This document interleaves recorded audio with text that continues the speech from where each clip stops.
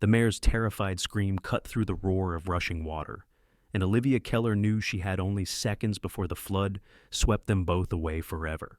She had been riding back to her father's ranch when the flash flood hit, the result of a violent spring storm that had unleashed its fury on the mountains above Santa Fe.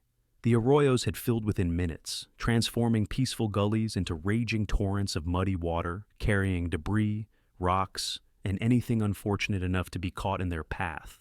Her mare, Sunset, had panicked and thrown her just as the water came crashing down the dry creek bed. Olivia had scrambled up the bank to safety, but Sunset's 3-month-old foal, caught in a tangle of brush, was trapped in the rising water, and the mare was frantically trying to reach her baby. "Sunset, no!" Olivia screamed, but the mare plunged into the churning brown water without hesitation, driven by instinct stronger than fear. The foal's head was barely above the surface now, his small body wedged against a fallen cottonwood tree that was groaning under the pressure of water and debris. Olivia didn't think. She kicked off her boots and waded into the water up to her knees, then her thighs, feeling the powerful current trying to pull her feet out from under her. The cold mountain runoff stole her breath, and she grabbed desperately at the branches along the bank to keep from being swept away. Sunset was swimming now, her powerful legs churning against the current, but the water was rising too fast. The foal let out a pitiful whinny, and Olivia's heart broke at the sound. She couldn't reach them. The water was too deep, too fast, and she was going to watch them both drown. Then she heard splashing behind her, heavy and purposeful, and a strong arm wrapped around her waist, pulling her back toward the bank.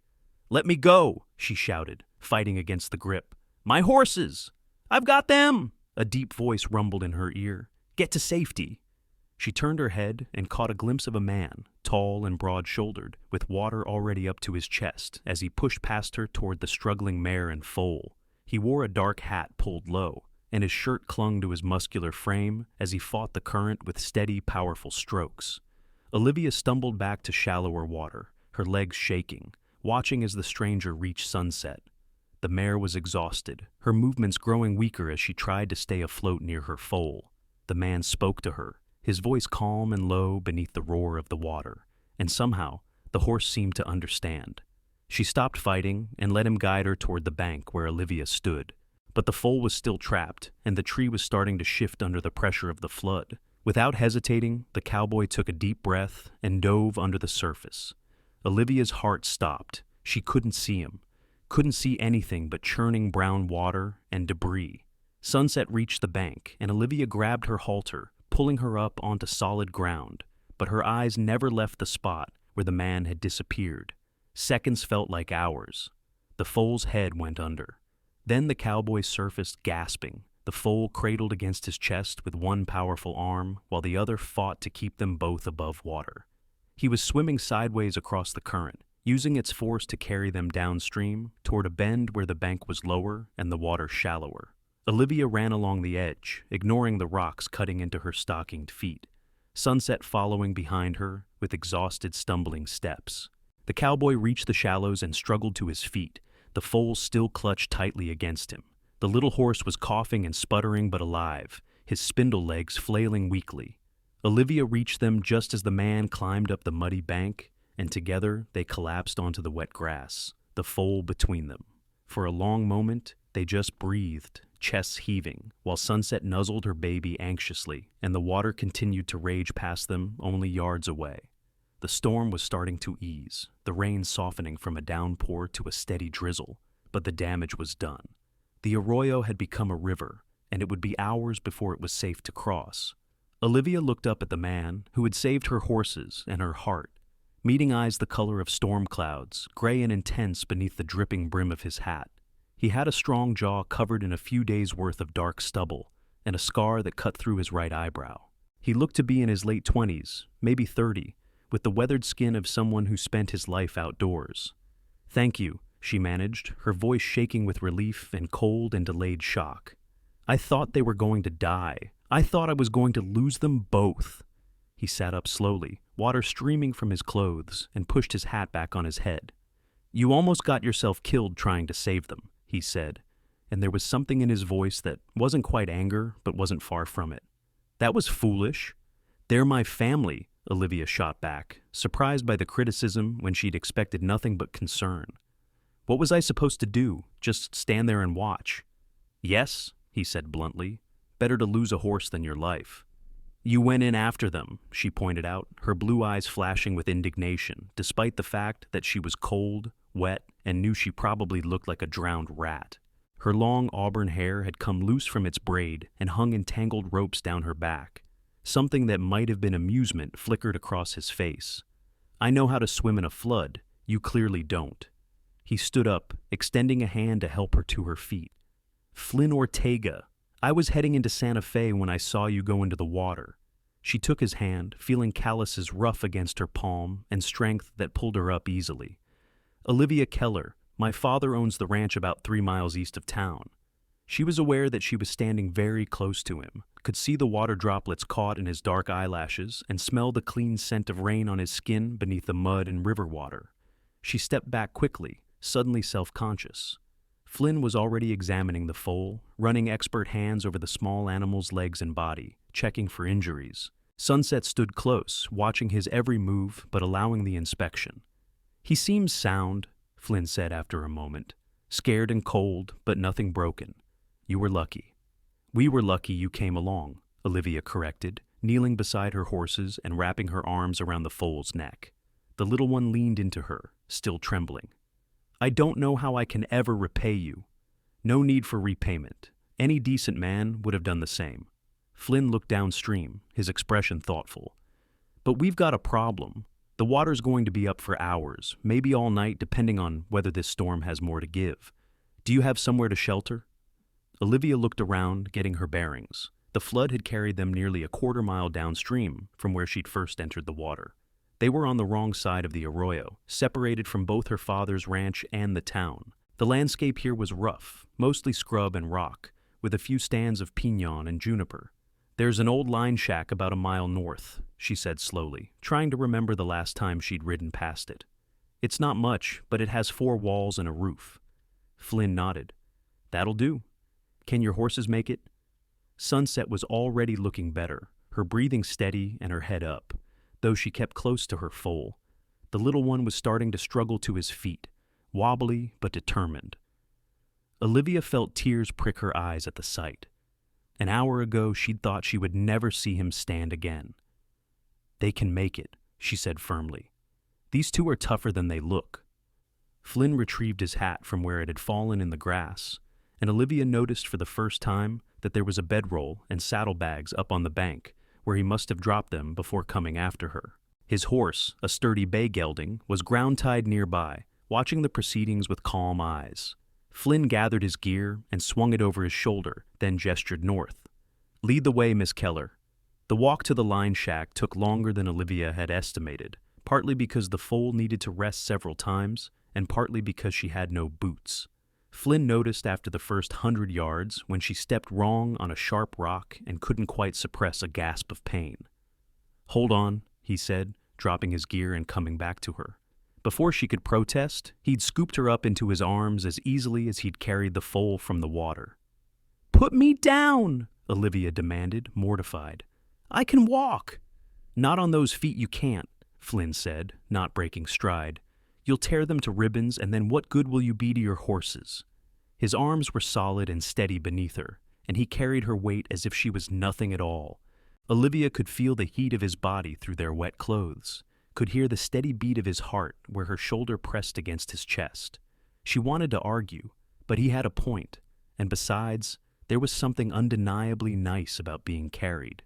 It had been a long time since anyone had taken care of her.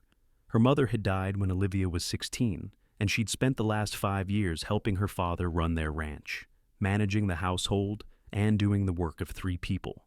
She was used to being the strong one, the capable one. Being held like this, protected and safe, made her feel things she'd almost forgotten she could feel. Thank you, she said quietly, giving in with as much grace as she could muster. She felt rather than saw his nod, and they continued in silence, Sunset and her foal following behind them, while Flynn's gelding brought up the rear. The rain had stopped completely by the time the line shack came into view, a small structure built of rough-hewn logs with a steeply pitched roof. It was weathered and gray, but it looked intact, and Olivia had never been so happy to see shelter in her life. Flynn set her down on the small covered porch, and Olivia immediately turned her attention to the horses. There was a lean-to attached to the side of the shack, open on one side, but enough to keep the animals out of the weather. Together, she and Flynn got all 3 horses settled, with what dry grass they could find nearby and some grain Flynn had in his saddlebags. The foal lay down immediately, exhausted, and Sunset stood over him protectively. Olivia spent several long minutes just stroking the mare's neck, murmuring thanks and reassurance. When she finally turned back to the shack, Flynn had already gotten the door open and was inside, checking the space. It was small, just one room with a stone fireplace, a rough wooden table, 2 chairs, and a single narrow bed built into one corner. There were supplies on shelves, things left by the ranch hands who occasionally used the place. Canned goods, coffee, a few blankets, matches. It was dusty and smelled of disuse, but it was dry and out of the wind. Flynn already had a fire going in the fireplace, having found a stock of wood stacked beside it. The flames caught and grew, casting warm light and blessed heat into the cold room. Olivia stood in the doorway, suddenly aware that she was about to spend the night alone in a line shack with a man she'd just met. It was completely improper, the kind of thing that could ruin her reputation if word got out. But what choice did they have? The water wouldn't be down until morning at the earliest, and even if it was, trying to travel in the dark over rough ground was asking for broken bones or worse. Besides, Flynn had saved her horses and probably her life. She trusted him, which was strange considering they'd met less than an hour ago. "You should get out of those wet clothes," Flynn said, not looking at her as he fed more wood into the fire. "There are blankets on the bed. Wrap up in those and hang your things to dry." Olivia's cheeks flushed. "What about you? I'll turn my back and do the same once you're settled." His voice was matter-of-fact, practical, as if this was just another problem to be solved. "We'll both catch our death if we stay in wet clothes all night." He was right, of course. Olivia could already feel herself starting to shiver as the adrenaline wore off, and the cold truly set in. She moved to the bed and grabbed the blankets, which were musty but dry, then retreated to the far corner. "Don't look," she said, and heard what might have been a chuckle from Flynn's direction. "Wouldn't dream of it, Miss Keller." She turned her back to him and peeled off her soaked dress, her fingers clumsy with cold. Her undergarments were just as wet, and after a moment's hesitation, she removed those too, wrapping herself quickly in 2 of the scratchy wool blankets. She laid her clothes over one of the chairs and dragged it close to the fire, then called out, "Your turn." She kept her eyes firmly fixed on the wall while she heard him moving around, the rustle of wet fabric being removed. When he said it was safe to look, she turned to find him wrapped in a blanket, his broad chest bare, where the fabric didn't quite meet in front, his wet clothes hanging beside hers. His dark hair was drying in waves around his face, and without his hat, he looked younger, less intimidating. They stood on opposite sides of the fire, 2 people wrapped in blankets, watching each other in the flickering light. The situation should have been awkward, but instead it felt strangely intimate, as if the storm had stripped away all the normal social barriers and left them just as they were, 2 people trying to survive. "Are you hurt anywhere?" Flynn asked, breaking the silence. "You took some hard knocks in that water." Olivia did a mental inventory of her body. There were bruises forming on her arms and legs, scrapes on her feet, and her muscles ached from fighting the current, but nothing serious. "I'm fine. You?" "I've had worse." He moved to the shelves and started pulling down supplies. "There's coffee here, and some canned beans. Not much of a supper, but it's better than nothing." They worked together to prepare a simple meal, Flynn heating the beans in a battered pot he found hanging on the wall, while Olivia made coffee in an old enamel pot. It was strange, this domestic cooperation with a man she barely knew, but it felt natural somehow. They moved around each other easily in the small space, and when they finally sat down to eat at the rickety table, Olivia realized she was ravenous. They ate in companionable silence for a while, before Olivia worked up the courage to ask the questions that had been building in her mind. "You said you were heading into Santa Fe. Do you live there?" Flynn shook his head. "Just passing through. I've been working ranches up in Colorado. Thought I'd head south for the winter. Heard there might be work at some of the spreads around here."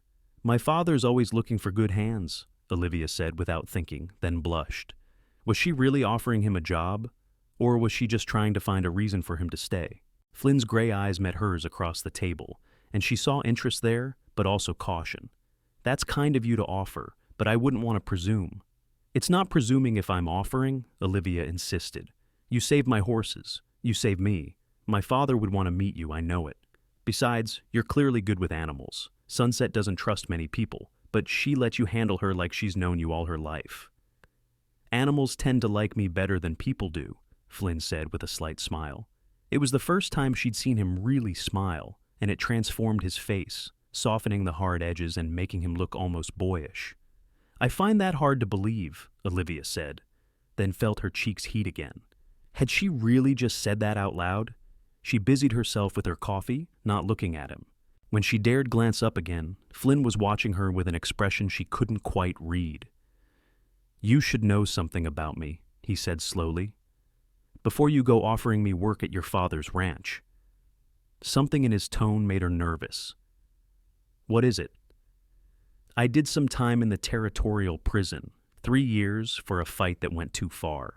Man died, and even though it was self-defense, the judge didn't see it that way.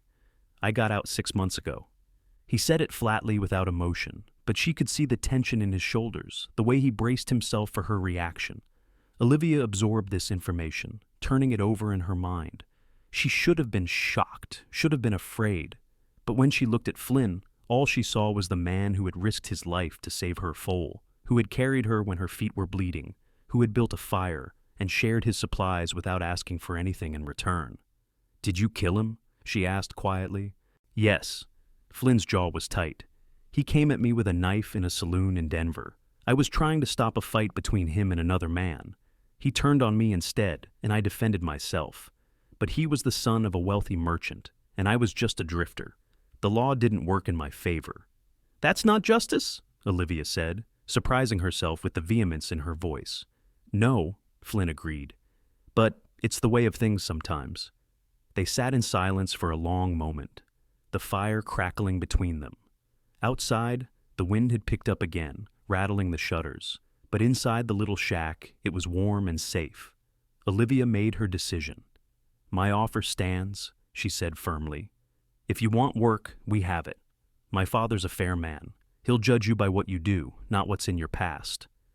Flynn studied her face for a long moment, and she held his gaze, wanting him to see that she meant every word. Finally, he nodded slowly. Then I'd be honored to meet your father and see if he'll have me. The tension broke, and Olivia felt herself relax. They talked more as the night deepened, trading stories about their lives. Olivia told him about growing up on the ranch, about her mother's death, and how she'd had to take over running the household at 16. She told him about her love of horses, how she'd bred Sunset herself, and had been so excited when the mare had finally foaled this spring. Flynn talked about his childhood in Texas, the son of a Mexican mother and an Irish father who had both died of fever when he was 14. He'd been on his own since then, working ranches across the West, learning everything there was to know about horses and cattle and surviving in hard country. He talked about the beauty of the mountains in Colorado, the freedom of the open range, the satisfaction of good work done well. As they talked, Olivia found herself drawn to him in a way she'd never experienced before. It wasn't just that he was handsome, though he certainly was. It was the way he listened when she spoke, really listened, as if her words mattered. It was the competence in everything he did, the quiet strength that didn't need to prove itself. It was the gentleness in his hands when he'd examined her foal, contrasted with the power in his body when he'd fought the flood. Eventually, exhaustion caught up with them both. The single bed was a problem, but Flynn solved it by laying out his bedroll on the floor near the fire. You take the bed, he said, in a tone that brooked no argument. You've been through enough today. Olivia was too tired to protest. She climbed into the narrow bed, still wrapped in her blankets, and watched Flynn settle himself on the floor. The firelight painted his profile in bronze and shadow, and she found herself memorizing the sight. This man who had come into her life like a storm and changed everything in the space of a few hours. Flynn, she said softly into the darkness. Yes? Thank you for everything? There was a pause, then his voice came back, warm and low. Sleep well, Olivia. It was the first time he'd used her given name without the miss, and the sound of it on his lips sent a shiver through her that had nothing to do with the cold. She closed her eyes and let sleep take her. feeling safer than she had any right to feel, given the circumstances.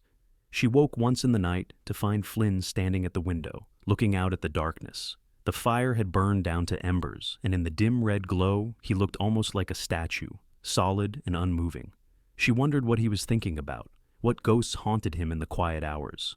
Then he turned, as if sensing her gaze, and their eyes met across the room. Neither of them spoke, but something passed between them in that moment, some acknowledgement of connection that went beyond words. Flynn added more wood to the fire, and Olivia drifted back to sleep with a strange feeling of contentment warming her chest. Morning came with pale sunlight, filtering through the cracks in the shutters and the sound of birds singing outside. Olivia woke to find Flynn already dressed, his clothes dry if rumpled, standing at the stove making coffee. The smell of it filled the small space, rich and inviting. "Morning," he said when he noticed she was awake. "Your clothes are dry. I'll step outside while you dress." Olivia waited until he'd closed the door behind him before scrambling out of bed and pulling on her dress. It was stiff with dried mud and river water, and she knew she must look a sight, but it was better than a blanket. She braided her hair quickly and opened the door to find Flynn checking on the horses. The foal was standing, nosing around the lean-to, with the curious energy of the very young, apparently none the worse for his ordeal. Sunset was grazing on what sparse grass she could find, and Flynn's bay was dozing in a patch of morning sun. The sight made Olivia's heart swell with gratitude all over again. The water in the arroyo had receded overnight, leaving behind a muddy scar across the landscape littered with debris. It was still too high to cross safely with the horses, but Flynn thought it would be passable by midday. They spent the morning in companionable silence, tending the animals and eating the last of the canned supplies for breakfast. As the sun climbed higher and the water continued to drop, Olivia found herself dreading the moment when they would leave the line shack. Here, in this small bubble of space and time, it was just the two of them. No expectations, no society, no complicated world. Just Flynn and Olivia, two people who had survived something together and had found an unexpected connection in the aftermath. But the world was waiting, and eventually Flynn declared the water low enough to cross. They saddled his horse, secured his gear, and led the animals down to the arroyo. The crossing was tricky, the bottom still slick with mud and hidden rocks, but they made it across without incident, the foal scrambling gamely along behind his mother. On the other side, the world opened up again. Olivia could see the familiar landmarks that would lead them back to her father's ranch. The distinctive shape of a mesa to the east, the line of cottonwoods that marked the main creek, the mountains rising blue and purple in the distance. Home was less than an hour's ride away. She rode behind Flynn on his bay, her arms around his waist to keep her seat. Sunset and the foal following on a lead rope. The closeness was both torture and pleasure. She could feel every breath he took, every shift of muscle as he guided the horse across the rough terrain. She wondered if he felt it too, this pull between them, or if she was imagining it, projecting her own feelings onto a man who had simply done what any decent person would do. The ranch came into view just before noon, its collection of buildings spread out in a shallow valley. The main house was built of adobe in the Spanish style, with a red tile roof and a wide porch running along the front. There were corrals and barns, a bunkhouse for the hands, and various outbuildings.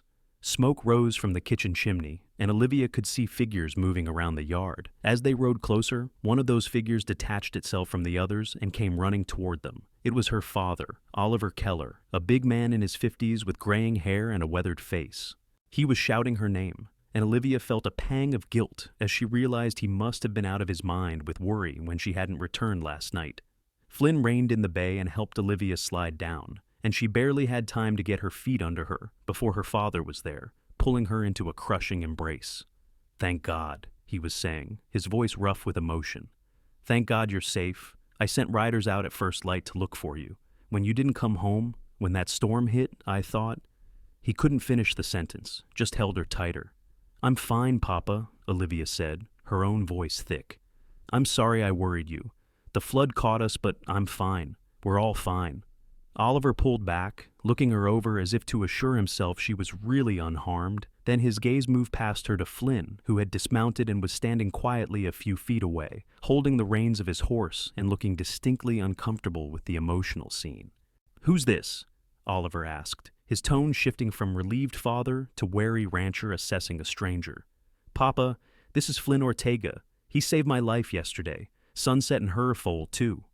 Olivia quickly told the story of the flood, how she'd tried to save the horses, and how Flynn had waded in and pulled them all out of the water. She saw her father's expression change as he listened, watched understanding and respect dawn in his eyes. When she finished, Oliver turned to Flynn and extended his hand. "Mr. Ortega, I owe you a debt I can never repay. My daughter is everything to me. Whatever you want, if it's in my power to give, it's yours." Flynn shook the offered hand firmly. "No debt, sir. I did what anyone would do." "Not anyone," Oliver said seriously. "That took real courage, and more importantly, real skill. Most men would have gotten themselves killed trying what you did." He studied Flynn with the assessing gaze of a man used to judging character quickly and accurately. "What brings you to these parts?" "I'm looking for work, sir. Ranch work, if there's any to be had." Oliver's face broke into a broad smile. "Son, you just found yourself a job. If you want it, I need a new head wrangler. The man who had the position took a job up in Wyoming last month, and I haven't found anyone to replace him yet. You know horses, I can tell. And any man with the guts to do what you did is a man I want working for me. What do you say?" Flynn looked startled, and Olivia could tell he hadn't expected such an offer. Head wrangler was a position of responsibility, second only to the foreman in the ranch hierarchy. "Sir, I appreciate the offer, but I should tell you something about my past before you make a decision like that." "He spent time in prison, Papa," Olivia said quietly, wanting to spare Flynn the pain of having to say it himself.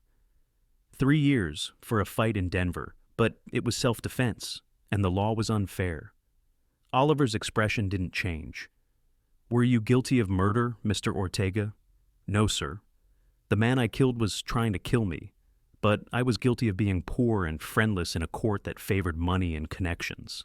Oliver nodded slowly. "I've seen more than my share of frontier justice in my time, and I know it's not always just, but I'm a good judge of character, and I trust my daughter's judgment too. If Olivia says you're a good man, and if you were willing to risk your life for her horses, that's good enough for me. The job's yours if you want it." Flynn was silent for a long moment, and Olivia found herself holding her breath. "Say yes," she thought fiercely. "Please say yes." "I'd be honored, Mr. Keller," Flynn said finally. "I'll work hard for you, and I'll do right by your animals and your trust." "That's all I ask." Oliver clapped him on the shoulder. "Come on up to the house and we'll get you settled. Olivia, you need to get cleaned up and rest. You look like you've been through a war." The next few hours passed in a blur of activity. Olivia bathed and changed into clean clothes, while her father showed Flynn around the ranch and introduced him to the other hands. By the time she came back downstairs, feeling almost human again, Flynn had been given a room in the bunkhouse and was already at work in the corrals, assessing the string of horses that would be under his care. Olivia stood on the porch, watching him work. He moved among the horses with confidence and ease, and they responded to him with trust, even the ones that were usually skittish with strangers. She saw him run his hands over legs and backs, checking hooves and teeth, making mental notes about the condition and temperament of each animal. He was completely focused on his work, and there was something beautiful in that focus, in the competence and care he brought to every movement. "You're sweet on him," said a voice beside her, and Olivia jumped. She'd been so absorbed in watching Flynn that she hadn't heard Rosa, their housekeeper and cook, come out onto the porch. "I am not," Olivia protested, but she could feel her cheeks burning. Rosa laughed, a warm, knowing sound. She'd been with the family since before Olivia was born, and she saw everything. "It's nothing to be ashamed of, Mia. He's a good-looking man, and he saved your life. It would be strange if you weren't interested." "I barely know him," Olivia said, but even as she said it, she knew it wasn't entirely true. Something about the events of yesterday, the intensity of the shared danger, and the quiet intimacy of the night in the line shack had created a connection that felt deeper than the actual time they'd spent together warranted. "So get to know him," Rosa said practically. "He's going to be working here. You'll have plenty of opportunities." She patted Olivia's shoulder and went back inside, leaving Olivia alone with her thoughts and the view of Flynn in the corral. Over the following weeks, Olivia did exactly that. It wasn't hard, given that she spent much of her time with the horses anyway. She had always been the one to oversee the breeding program, and with Sunset and her foal to care for, she had a perfect excuse to be in and around the corrals and barns where Flynn was working. He was good at his job, better than good. Within days, he'd assessed every horse on the ranch, identified the ones that needed special attention, and started implementing a training program for the younger stock. He worked long hours, often starting before dawn and not finishing until well after dark, but he never seemed to tire of it. Olivia would watch him gentling a nervous 2-year-old or working with one of the cow ponies on its cutting technique, and she marveled at his patience and skill. They fell into an easy rhythm, working side by side during the day, talking during the brief moments of rest. Flynn taught her tricks for handling difficult horses, and she shared her knowledge of the bloodlines and breeding strategies her father had developed over the years. Sometimes they worked in comfortable silence, the kind that only comes when two people are completely at ease with each other. Other times they talked for hours about everything and nothing, sharing stories and opinions and dreams. Olivia learned that Flynn loved the mountains, that he'd once spent an entire winter snowed in at a line camp in Colorado and had found it the most peaceful time of his life. She learned that he could play the harmonica, badly but enthusiastically, and that he had a dry sense of humor that caught her off guard and made her laugh. She learned that he was kind to the younger ranch hands, patient with their mistakes and generous with his knowledge, and that he never raised his voice to an animal or a person, no matter how frustrated he might be. And Flynn learned about Olivia. He learned that she'd wanted to go to college back east to study animal husbandry, but had given up that dream when her mother died and her father needed her. He learned that she could read and write in Spanish as well as English, thanks to Rosa's teaching, and that she had a secret love of poetry that she was slightly embarrassed about. He learned that she was fiercely protective of the people and animals she loved, stubborn when she thought she was right, and brave in ways that had nothing to do with physical courage. They learned each other, piece by piece, conversation by conversation, and with each thing learned, the connection between them grew stronger. But Flynn kept his distance. He was always respectful, always proper, never crossing the invisible line between employee and employer's daughter. Olivia found it both admirable and frustrating. She could feel the pull between them, the way his eyes would linger on her face when he thought she wasn't looking, the way her heart would speed up whenever he came near. But he never acted on it, never gave any sign that he saw her as anything more than his employer's daughter and a fellow lover of horses. It was her father who finally forced the issue, though not in the way Olivia expected. It was late May, almost a month after the flood, and Oliver called both Olivia and Flynn to his study one evening after supper. They came separately, neither knowing that the other had been summoned, and there was a moment of surprise when they found themselves together in the book-lined room that served as the ranch's office. Oliver was sitting behind his big oak desk, and he gestured for them to sit in the 2 chairs facing him. "I wanted to talk to you both about something," he said without preamble. "The territorial fair is coming up in a few weeks, and I'm thinking we should enter some horses in the breeding competitions. Olivia, that mare of yours, Sunset, and her foal would be perfect for the mare and foal class. And Flynn, I'd like you to take our best 3-year-old gelding into the working cow horse competition." Olivia felt a flutter of excitement. The territorial fair was a big event, drawing ranchers and horse breeders from all over New Mexico and beyond. Winning ribbons there could significantly enhance the ranch's reputation and the value of their breeding stock. "I think that's a wonderful idea, Papa," Flynn nodded. "The gelding's ready. He's got good instincts and a soft mouth. With a little focused work, he could do well." "Good," Oliver said, looking pleased. "Now, the thing is, I can't go myself this year. I've got a meeting with some buyers from back east that I can't reschedule, so I need you two to represent the ranch at the fair." There was a beat of silence as the implications of this sank in. The fair was held in Albuquerque, a 2-day journey north. They would be gone for at least a week, maybe more, depending on how the competitions were scheduled. Traveling together, staying in Albuquerque together, all without the presence of her father as chaperone. "Papa," Olivia said slowly, "people will talk." "Let them," Oliver said with a dismissive wave of his hand. "I trust Flynn completely, and anyone who knows you knows you're perfectly capable of taking care of yourself. Besides, I'll send Carlos along as well." Carlos was the ranch foreman, a middle-aged man who'd been with Oliver for 15 years. That should be chaperone enough for even the most vicious gossips. Olivia looked at Flynn, trying to read his expression.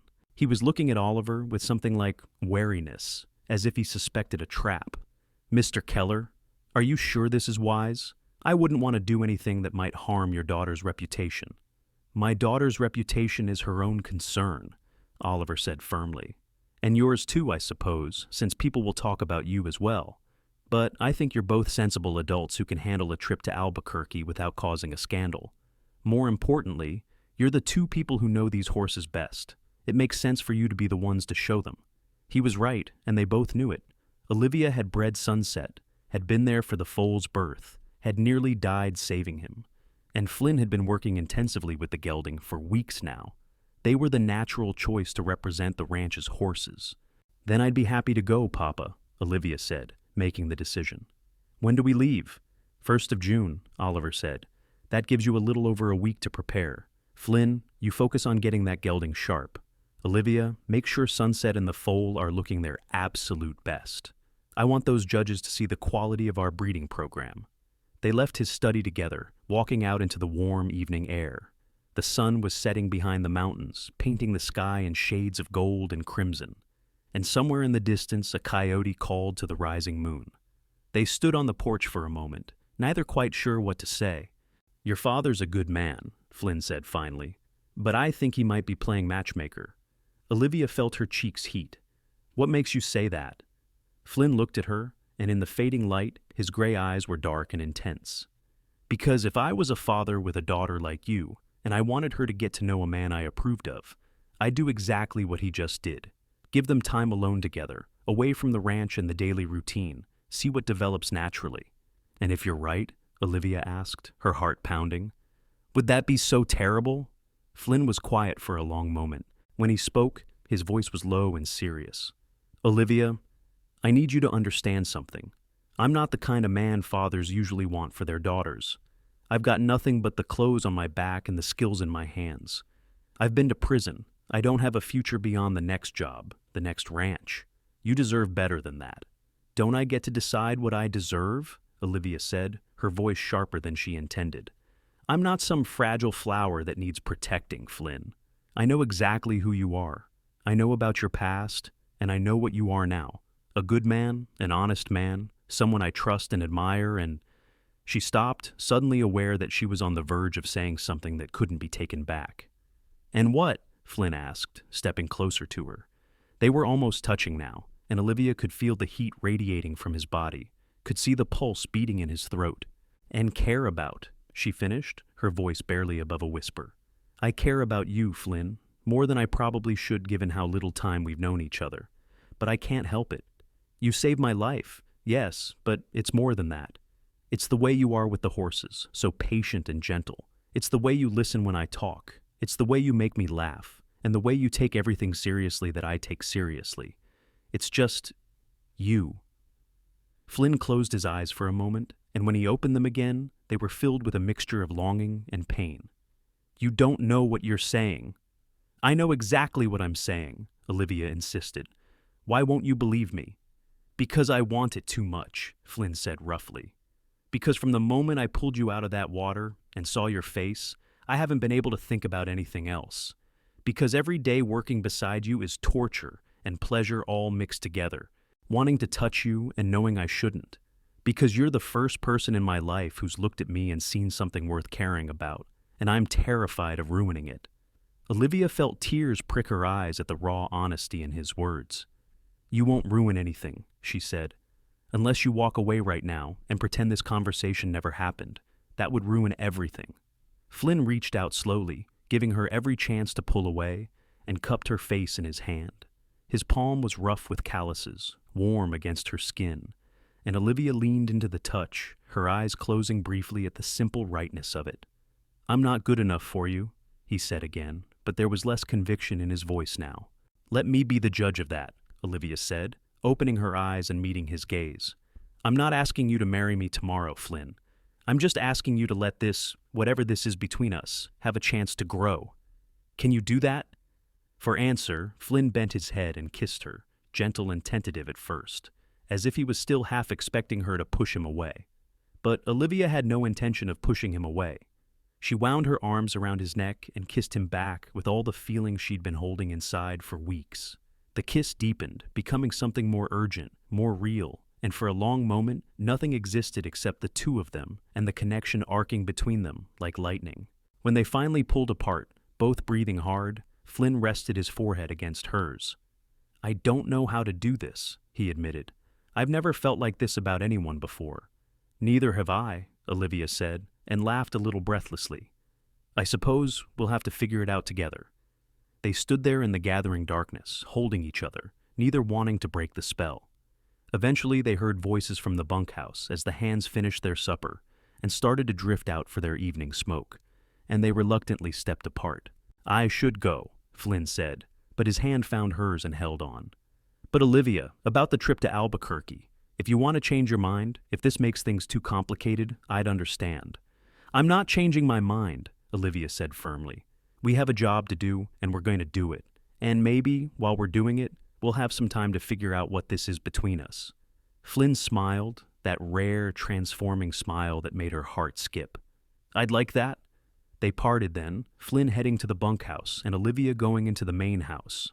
But both of them felt lighter somehow, as if a weight they'd been carrying had finally been set down. The future was uncertain, but for the first time in a long time, it felt full of possibility. The week before their departure was busy. Olivia spent hours grooming Sunset and her foal, who was now 4 months old and growing into a handsome, sturdy young horse. She named him Phoenix for the way he'd risen from what should have been his death in the flood, and the name seemed to fit his bright, resilient personality. Flynn worked the gelding every day, fine-tuning the horse's responses and building the partnership that would be essential in the competition ring. The gelding, a dark bay named Captain, was naturally talented, with the quick reflexes and cow sense that made for a good working horse. But Flynn brought out the best in him, with patient, consistent training. They saw each other constantly during those days, but always in the presence of others, always with the work as a buffer between them. But there were stolen moments, a touch of hands when they passed each other, long looks across the corral, conversations that lasted well into the evening and ranged far beyond horses and ranching. They were learning each other in a new way now, with the acknowledgement of their feelings giving everything a different color and weight. Oliver watched them with satisfaction, though he said nothing. He'd taken Flynn's measure that first day, and had seen a man of character and capability, someone worthy of his daughter, and he'd watched Olivia bloom over the past weeks in a way she hadn't since her mother died, becoming more animated, more joyful, more fully herself. If there was romance developing between them, he approved. Flynn would take care of his daughter, would value her for who she was and not try to change her. That was worth more than money or social position any day. The morning of their departure dawned clear and bright, the early June air still cool but promising heat later in the day. They set out just after sunrise, a small caravan consisting of Flynn, Olivia, Carlos the foreman, and 3 ranch hands to help manage the horses. They had Captain, Sunset, Phoenix, and 2 other horses to serve as pack animals and extra mounts for the journey. The trip to Albuquerque took 2 long days of riding through spectacular country. They followed old trails through pinon forests and across wide mesas, with the Sandia Mountains growing larger on the northern horizon with each mile. They camped the first night beside a small creek, the horses picketed nearby and a fire crackling cheerfully in the center of their camp. Olivia sat beside Flynn after supper, their shoulders almost touching, watching the stars emerge in the darkening sky. Carlos and the hands were on the other side of the fire, talking and laughing, giving them a semblance of privacy. "Nervous about the competition?" Flynn asked quietly. "A little," Olivia admitted. "I've never shown horses at this level before. What if Phoenix acts up? What if the judges don't see what makes Sunset special?" "They'll see it," Flynn said with confidence. "You just have to trust in the work you've done and let the horses show themselves. Phoenix is a good colt, sound and smart and handsome, and Sunset is one of the finest mares I've ever seen. The judges would have to be blind not to recognize quality like that."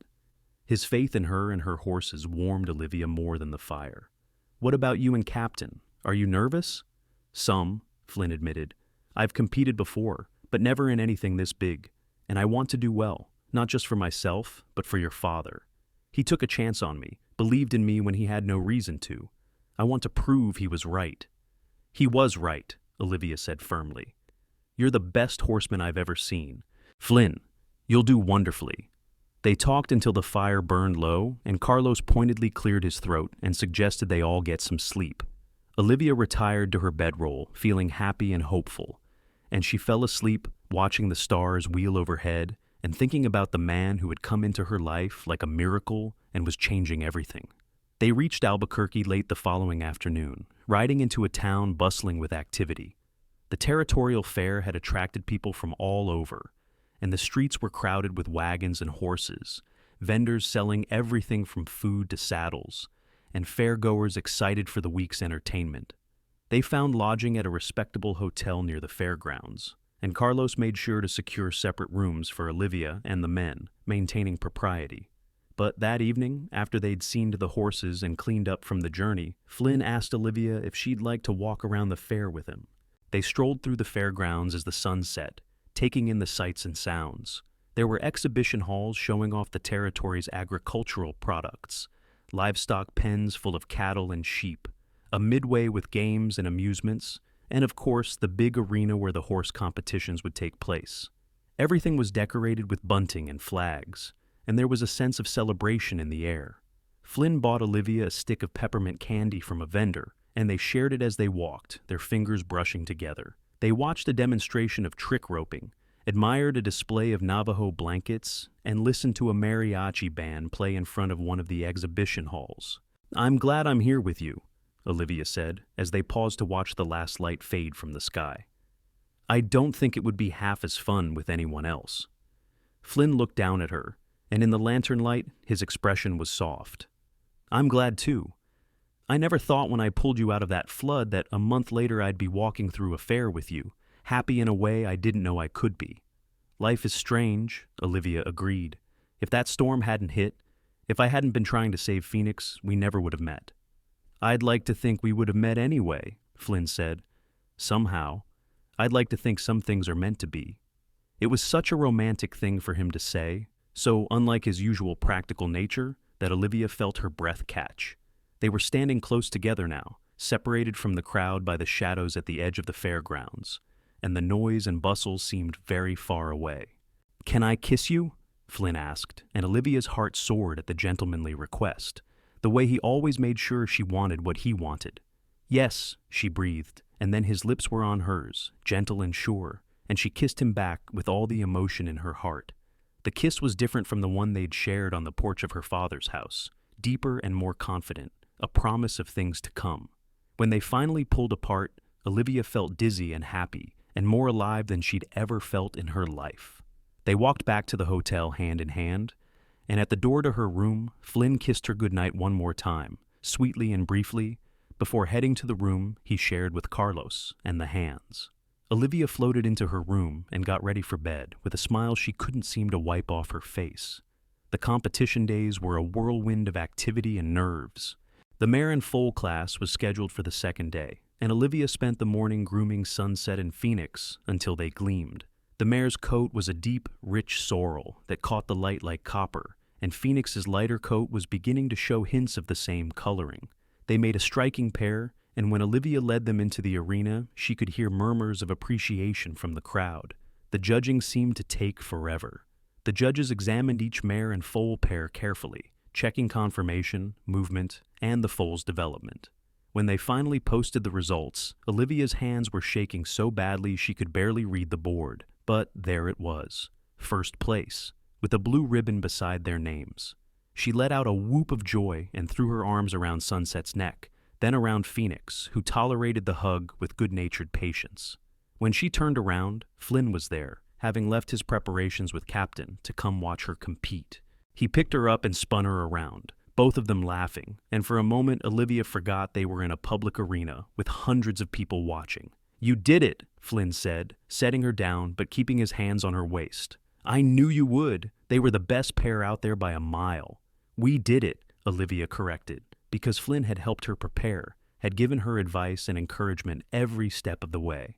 She looked up at him, her eyes shining with joy and something more, and saw her own feelings reflected back in his gaze. Flynn's competition was the next day, and Olivia was a nervous wreck on his behalf. The working cow horse competition was grueling, testing both the horse's athletic ability and the rider's skill at communicating with his mount. Flynn and Captain had to demonstrate reining patterns, then work an actual cow, showing they could cut it from a small herd and control its movements. Olivia watched from the rail, her hands gripping the fence so tightly her knuckles turned white. Flynn rode beautifully, his seat deep and secure, his hands light and responsive. Captain moved like poetry, spinning and sliding and working the cow with focused intensity.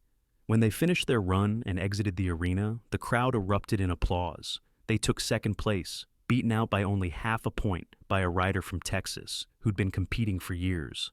Flynn was pleased with the result, and so was Olivia, who rushed to congratulate him as soon as he'd dismounted. "That was incredible," she said, hugging him right there in front of everyone. "Captain was amazing, and you were perfect together." Flynn laughed and hugged her back, not caring who saw. "We did all right," he said modestly, but she could see the satisfaction in his eyes. He'd proven himself on a big stage, and everyone who watched knew they'd seen a talented horseman. That evening, there was a dance to celebrate the end of the competitions, held in a big barn that had been cleared out and decorated for the occasion. A local band played fiddles and guitars, and the floor was crowded with dancers doing reels and waltzes and two-steps. Flynn asked Olivia to dance, and they whirled around the floor together, laughing and breathless. He was a surprisingly good dancer, light on his feet despite his size, and he led her confidently through the complicated steps.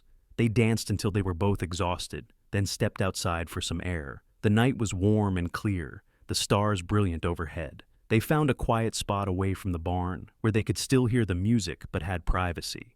Flynn took both of Olivia's hands in his, looking down at her with an expression so tender it made her heart ache.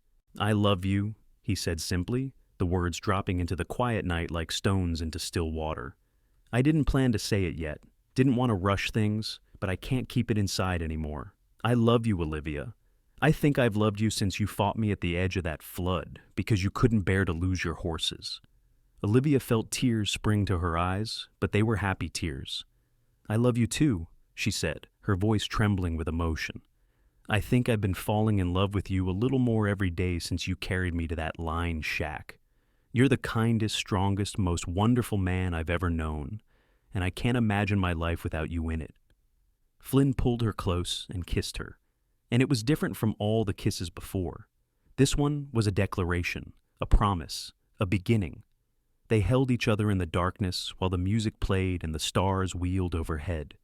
Two people who had found each other against all odds and weren't going to let go. "Will you marry me?" Flynn asked when they finally broke apart, the words tumbling out as if he couldn't hold them back any longer. "I know I should wait, should do this properly, ask your father's permission and all that, but I need you to know that I want forever with you. I want to wake up beside you every morning and fall asleep holding you every night. I want to build a life together, raise horses and maybe children, grow old watching sunsets from the porch of our own place. Will you marry me, Olivia?" "Yes," Olivia said without hesitation, her heart so full she thought it might burst. "Yes, I'll marry you. I can't think of anything I want more." They kissed again, sealing the promise, and when they finally returned to the dance, they were engaged. Carlos noticed immediately, taking one look at their glowing faces and shaking his head with a knowing smile. He'd suspected this was coming from the moment Oliver had suggested the trip. They returned to Santa Fe 3 days later, triumphant with their ribbons and bursting with their news. Oliver was waiting on the porch when they rode in, and he took one look at his daughter's face and knew what had happened, even before she dismounted and threw herself into his arms. "Papa, Flynn and I are getting married," Olivia said, the words spilling out in a rush. "He proposed, and I said yes, and I hope you're happy, because I'm so happy I can barely stand it." Oliver looked over at Flynn, who had dismounted and was standing a respectful distance away, looking nervous. "Come here, son," Oliver said, and when Flynn approached, he pulled him into a rough embrace. "I couldn't be happier. I knew from the first day that you were the man for my daughter. Welcome to the family." The wedding took place 6 weeks later, in late July, when the summer heat had mellowed and the air was sweet with the scent of sage and wildflowers. They were married in Santa Fe's old San Miguel Chapel, the oldest church in the territory, with Rosa crying happy tears and half the ranchers in the county in attendance. Oliver spared no expense, wanting to give his daughter the wedding she deserved. Olivia wore a dress of ivory silk that had been her mother's, altered to fit her by Rosa's skilled hands. Flynn wore new clothes purchased for the occasion, black trousers and a crisp white shirt, his dark hair neatly trimmed and his face cleanly shaven. When Olivia walked down the aisle on her father's arm and saw Flynn waiting for her at the altar, she thought she'd never seen anything more handsome in her life. They spoke their vows in English and Spanish, promising to love and honor each other for the rest of their lives. When the priest pronounced them husband and wife, and Flynn kissed her for the first time as her husband, Olivia felt a sense of rightness settle over her like a blessing. This was where she was meant to be, with this man, building a life together. The reception was held at the ranch, with tables set up in the yard and enough food to feed an army. There was music and dancing and toasts, and even some of Flynn's old friends from Colorado made the journey to celebrate with them. As the sun set and the party continued by lantern light, Flynn and Olivia slipped away to the house that Oliver had given them as a wedding present. It was a small adobe structure on the ranch property, just 2 rooms and a porch, but it was theirs. They stood together in the doorway, looking at the simple furniture, the clean, swept floors, the bed Rosa had made up with fresh linens, and both of them felt the weight and wonder of this new beginning. "Mrs. Ortega," Flynn said, pulling Olivia close. "How does it feel to be married?" "Perfect," Olivia said, tilting her face up to his. "Absolutely perfect." They made love for the first time that night, gentle and patient with each other, learning this new language of intimacy and connection. Afterward, they lay tangled together in the narrow bed, talking softly in the darkness about their plans and dreams. Flynn wanted to buy his own ranch someday, build something that was truly theirs. Olivia wanted children, at least 2 or 3, and wanted to continue developing her breeding program, creating a line of horses known throughout the territory for quality and intelligence. They fell asleep wrapped in each other's arms, happier than either of them had ever imagined possible. And when they woke the next morning to bright sunshine streaming through the window, they made love again, then lay talking and laughing until hunger finally drove them out of bed.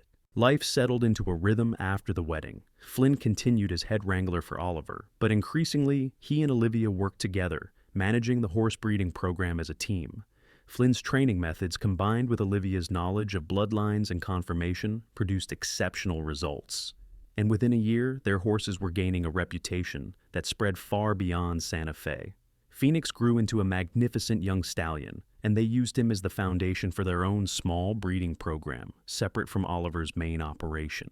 It was the beginning of the dream Flynn had spoken of on their wedding night, the first step toward having their own ranch. Olivia discovered she was pregnant the following spring, almost exactly a year after the flood that had brought her and Flynn together. They were both overjoyed, though Flynn became absurdly protective, wanting Olivia to rest all the time and avoid anything even remotely strenuous. She put up with it for a few weeks before telling him firmly that she was pregnant, not ill, and she intended to continue working with the horses as long as she felt able. Their son was born in January of 1882, delivered by a midwife with Rosa and Flynn in attendance. He came into the world squalling and healthy, with dark hair like his father and blue eyes that would eventually turn gray. They named him Samuel, after Flynn's father, and Oliver cried when they told him, touched beyond words that his first grandchild would carry on a family name. Samuel was not an easy baby. He cried frequently and loudly, seemed to sleep only in brief snatches, and demanded constant attention. But Flynn proved to be a natural father, patient and loving even on the nights when Samuel screamed for hours. Olivia would watch him walking the floor with their son, singing soft songs in Spanish that his mother had sung to him, and her heart would swell with love for both of them. When Samuel was 6 months old, Oliver called Flynn and Olivia to his study. He was looking older these days, moving a bit slower, and he'd started talking about retirement. "I have a proposition for you," he said without preamble. "I want to deed you 2 sections of land on the north part of the ranch, the area by the spring where the grass is good and there's water year-round. You can build your house there, establish your own operation. You'd still work for me, manage the main herd and the breeding program, but you'd have your own place too, room to grow." Flynn and Olivia looked at each other, speechless. 2 sections was over 1,000 acres, more than enough to build a substantial operation. It was an incredibly generous gift. "Papa, we can't accept this," Olivia began, but Oliver held up a hand. "You can and you will," he said firmly. "I'm not getting any younger, and I want to see you established before I'm gone.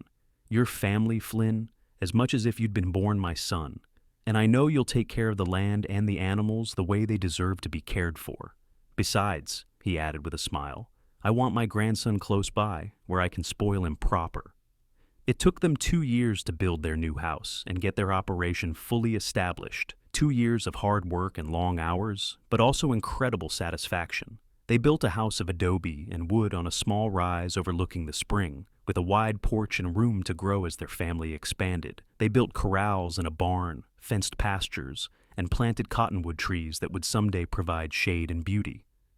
Their second child, a daughter, was born in that house in the spring of 1884. She was a quieter baby than Samuel, with her mother's auburn hair and a sunny disposition that made everyone who met her smile. They named her Elena, and she was the apple of her grandfather's eye from the moment she was born. The years passed in a blur of work and joy, challenges and triumphs. Their horse breeding program grew and flourished, producing animals that were sought after throughout the Southwest. Samuel grew into a sturdy boy who loved horses as much as his parents did, and Elena became a fearless little girl who could ride almost before she could walk. Flynn and Olivia's love deepened with time, weathered by the inevitable storms of life, but growing stronger through each challenge they faced together. They had their disagreements, of course, moments of frustration or hurt feelings, but they'd learned early on the importance of talking through problems rather than letting them fester, and they never went to bed angry, always making sure to resolve things before sleep. Oliver passed away peacefully in his sleep in 1887 at the age of 62. He died knowing his daughter was happy and settled, his grandchildren thriving, and his ranch in capable hands. Flynn and Olivia inherited the main ranch, combining it with their own operation to create one of the largest and most successful ranching operations in the territory. They had 2 more children, another son named Thomas, and then, 5 years later, a surprise daughter they named Grace. Their house echoed with the sound of children's laughter, and the corrals were always full of horses in various stages of training. On a warm evening in June of 1898, 16 years after Samuel's birth, Flynn and Olivia sat together on their porch watching the sunset. Their children were grown, or nearly so. Samuel, at 16, was already working full-time on the ranch and showing every sign of having inherited his parents' gift with horses. Elena, at 14, was beautiful and bright, full of dreams about becoming a teacher. Thomas, at 9, was the wild one, always getting into mischief but with a heart of gold. And Grace, at 4, was the baby they'd never expected to have, a delightful little girl who had wrapped her entire family around her small finger. "Do you ever think about that day at the flood?" Olivia asked, leaning against Flynn's shoulder. They were both graying now, marked by time and hard work, but to each other they were as beautiful as they'd been on their wedding day.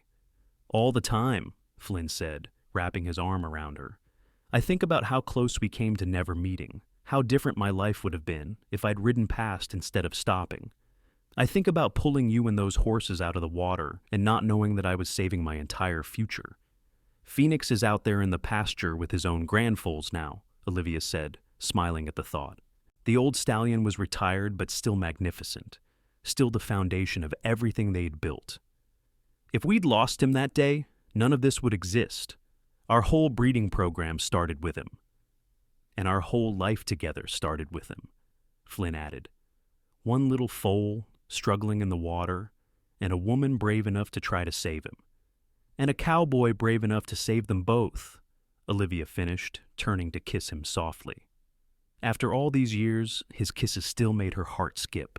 They sat together as the stars came out, counting their blessings and remembering their journey, from a flood and a rescue to a love story that had spanned nearly 2 decades, from strangers to soulmates, from that desperate moment in the water to this peaceful evening surrounded by everything they had built together. "I love you," Flynn said, as he'd said countless times over the years, but the words never lost their power. "I love you too," Olivia replied, as she always did, meaning it more with each passing year. They stayed on the porch long after the sun had set, holding hands and watching their grandchildren play in the yard, because, yes, Samuel had married young and already had a son of his own. They watched their horses grazing in the pastures, watched the light in the windows of the bunkhouse where their loyal hands were settling in for the evening, watched the stars wheel overhead in the endless New Mexico sky. They had built something real and lasting, something that would endure long after they were gone. They had raised good children who would carry on their legacy. They had loved each other through everything life had thrown at them, and had emerged stronger for it. And it had all started with a flood, a foal, and a cowboy who had waded into dangerous water to save them both, never knowing that in doing so, he was saving himself too.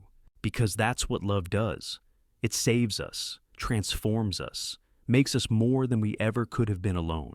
As they finally rose to go inside, Flynn picked up his harmonica from the porch rail where he'd left it earlier. He still played badly after all these years, but Olivia loved the sound because it meant home and happiness and all the evenings they'd spent together. He played a soft tune as they walked inside, and Olivia hummed along, their voices and the music blending together in perfect harmony. The house welcomed them in, warm and full of life, full of the memories they'd made and the love they'd nurtured. They checked on Grace, asleep in her bed with her favorite doll clutched in her arms, then retired to their own room, the same room where they had spent their wedding night so many years ago. They undressed and slipped into bed together, fitting against each other as perfectly as they had from the very beginning. Flynn wrapped his arms around Olivia, and she rested her head on his chest, listening to the steady beat of his heart. "Happy?" he murmured into her hair. "Impossibly happy," she replied, "every single day." They fell asleep like that, holding each other close, two people who had found each other against all odds and had built a beautiful life together. Outside, the wind whispered through the cottonwoods they'd planted so long ago, now tall and strong. The horses in the corrals settled down for the night. And somewhere in the darkness, the spring that had drawn them to this land continued its eternal flow, life-giving and constant, just like the love that had sustained them through all the years. Their story had begun with water, with danger and rescue, and the desperate need to save what mattered most. And it had grown into something neither of them could have imagined that day. A love that had weathered every storm, a family that brought joy beyond measure, and a legacy that would endure for generations. As they dreamed together in the peaceful darkness, the moon rose over the ranch, casting silver light over everything they had built, the land, the horses, the house, the children sleeping safely under their roof. All of it was born from that single moment of bravery, when a cowboy had waded into rising water and saved not just a mare and her foal, but the future itself. And they lived happily, deeply, completely in love for all the rest of their days. Proof that sometimes the best things in life come from the most unexpected places, and that true love, once found, is worth every risk, every challenge, every moment of fear. Because in the end, love is what saves us all.